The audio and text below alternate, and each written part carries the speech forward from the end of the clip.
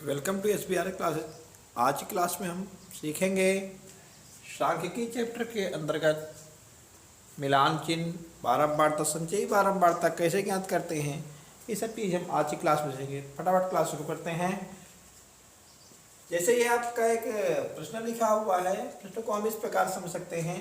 जैसे किसी कक्षा के कुछ बालक हैं, उनकी लंबाइयाँ दी हुई हैं। कुछ बालक दिए हुए हैं, उनकी लंबाई सेंटीमीटर में दिया हो। जैसे 146 सेंटीमीटर का एक बालक है, 148 सेंटीमीटर के दो बालक हैं, 150 सेंटीमीटर के चार बालक हैं। इस प्रकार कुछ ये परीक्षण दिया हुआ है, कुछ आपके मान दिए हुए हैं, जिनको हम यहाँ पर लंबाई सेंटीमीटर में लिखी हुई है, इसको हम पद कह सकते हैं। और ये बालकों की संख्या जो दी हुई है, इनको बारंबारता फ्रीक्वेंसी कहा जाता है। तो इसको हम, ये आपका प्रश्न है, ये आपका सामने एक प्रश्न लिखा हुआ है, जिसमें हम मिलान चिन्ह कैसे लिखते हैं, संचयी बारंबारता कैसे बनाते हैं, ये सब हम आज की क्लास से सीखने वाले हैं। तो जैसे कि आप देख रहे हैं, आपके सामने दिख रहा है, ये लंबाई सेंटीमीटर में लिखी हुई है 146 सेंटीमीटर। तो पहली बात समझ लीजिए, बारंबारता का मतलब होता है कि दी हुई पद या दी हुई जो लंबाई है वो कितनी बार आया, उनकी संख्या क्या है, वही आपका बारंबारता कहलाता है। हम दिए हुए प्रश्न से स्पष्ट समझ सकते हैं कि 146 सेंटीमीटर की लंबाई एक बार प्रयोग हुई है, यानी एक लड़का है जिसकी लंबाई 146 सेंटीमीटर है, तो 146 सेंटीमीटर वाली बारंबारता एक है। जी हाँ, 148 सेंटीमीटर लंबाई वाले बालकों की संख्या 2 है। यहाँ पर ध्यान देंगे 150 सेंटीमीटर वाले लड़कों की संख्या 4 है, तो यहाँ हम 4 बना देंगे। 152 सेंटीमीटर वाले लड़कों की संख्या यहाँ पर 3 दिया है, तो इसे 3 लिख लेंगे। 154 सेंटीमीटर लंबाई वाले लड़कों की संख्या 4 दिया है, इसके सामने हम 4 लिख लेंगे। और 156 सेंटीमीटर वाले बालों की संख्या 6 है, हम 6 लिख लेंगे। यहाँ अब हम क्या करते हैं, सर्वप्रथम मिलान चिन्ह सीखते हैं। मिलान चिन्ह कैसे प्रयोग करते हैं, जैसे आप लोग जानते होंगे, एक रोमन क्रम होता है, रोमन से मिलता जुलता ही यहाँ पर प्रयोग करते हैं, पूरा प्रयोग नहीं करते हैं। कैसे करते हैं, जैसे कि लिखा हुआ है एक के लिए हम क्या करते हैं, रोमन में आई बना देते हैं, तो यहाँ पर भी हम आई बना देंगे, यानी एक लाइन खींच देंगे। ये हमारा मिलान चिन्ह एक को प्रदर्शित कर रहा है।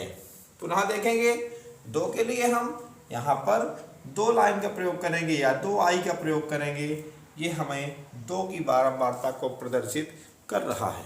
अब हम यहाँ देख रहे हैं 4 लिखा हुआ है, तो 4 बना देंगे, यहाँ पर 4 लाइन का प्रयोग कर देंगे, 4 बन जाएगा। यहाँ ध्यान देना है, रोमन में हम एक बार में केवल 3 संख्या लिख सकते थे, लेकिन यहाँ पर हम 4 संख्या लिख रहे हैं। 4 के आगे आपको 5 संख्या लिखना है, तो 5 आई का प्रयोग नहीं करेंगे। यहाँ पर 4 तो प्रयोग कर दिए, 5 के लिए कैसे प्रयोग करते हैं, यहाँ भी हम देखेंगे।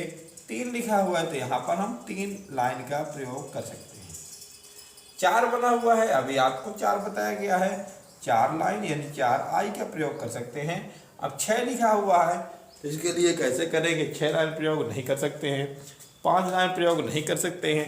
अब हम जानते हैं कि इसे कैसे लिखेंगे, तो इसके लिए हम बताने वाले हैं। इसके लिए हम 4 लाइन बना देंगे, और 4 लाइन में हम यहाँ से लेकर यहाँ तक एक लाइन इस प्रकार खींच देंगे। दाएं तरफ के ऊपर से बाएं तरफ नीचे की ओर एक लाइन खींच देंगे, ये आपको 5 प्रदर्शित करता है। यहाँ पर 6 लिखा हुआ है, तो 5 के आगे एक और लिख दीजिए, आपका ये 6 प्रदर्शित कर रहा है। यहाँ ये आपने मिलान चिन्ह सीखा। इसमें मिलान चिन्ह देख रही है, आपका मिलान चिन्ह के लिए मैं पुनः बताऊंगा। 1 के लिए हम 1 प्रयोग करते हैं, 2 के लिए हम 2 आई का प्रयोग करते हैं, 3 के लिए 3 आई, 4 के लिए 4 आई। अब अगर 5 आ जाता है संख्या, तो 5 के लिए 4 में हम इस प्रकार तिरछी एक कटी हुई लाइन बना देते हैं, तो आपको 5 प्रदर्शित हो जाता है। उसके आगे 6 कहा जाए तो आगे 1 बना देंगे, 7 कहा जाए तो आगे 2 बना देंगे। इस प्रकार हम 9 तक लिख सकते हैं। अगर 9 से ज़्यादा आ जाए, 10 लिखने को कहा जाए, तो 10 के लिए क्या करेंगे, इस प्रकार हम दो 5 5 का 2 भाग बना देंगे। और इसी क्रम में यदि आपको 5 10 15 है तो इस प्रकार हम बना सकते हैं, लिख सकते हैं। अब बात आती है संचयी बारंबारता की। संचयी बारंबारता कैसे लिखते हैं ये हम सीखने वाले हैं। हम यहाँ पर योग, पहले बारंबारता का योग कर लेते हैं, इनको जोड़ लेते हैं। 6 4 10 3 13 4 17 2 19 और 19 1 20 होता है। यहाँ पर 20 आपका हो गया योग। यानी कुल लड़के हमारे पास 20 लड़के हैं। 20 लड़कों की आपकी ये लंबाई दी हुई है इस प्रकार। अब संचयी बारंबारता कैसे ज्ञात करते हैं उस ध्यान से देखिएगा।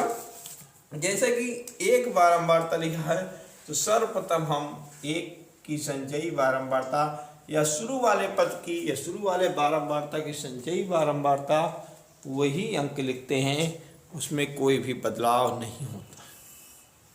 अब इसके बाद उसके आगे वाला किस प्रकार लिखा जाता है ये ध्यान देने वाली बात है।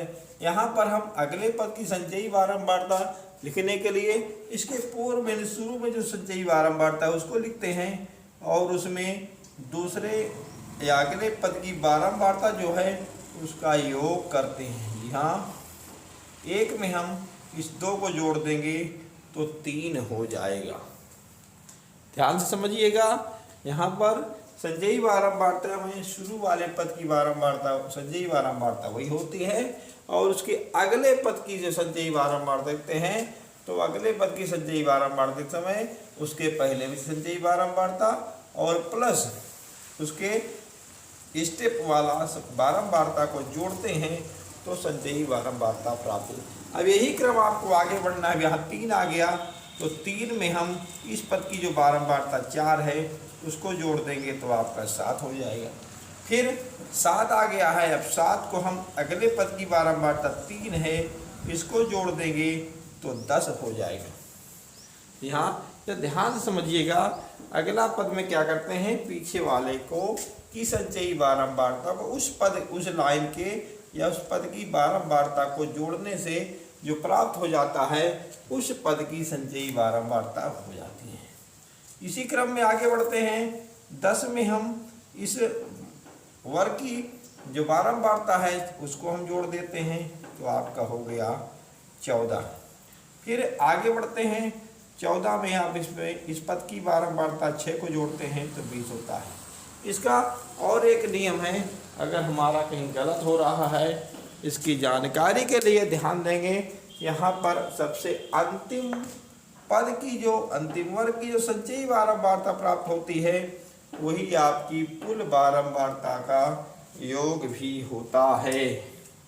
कुल बारंबारता का योग भी होता है, यानी बारंबारता या इनका योग जितना आ गया है उतना ही संख्या संचयी बारंबारता के अंतिम पद में होना चाहिए।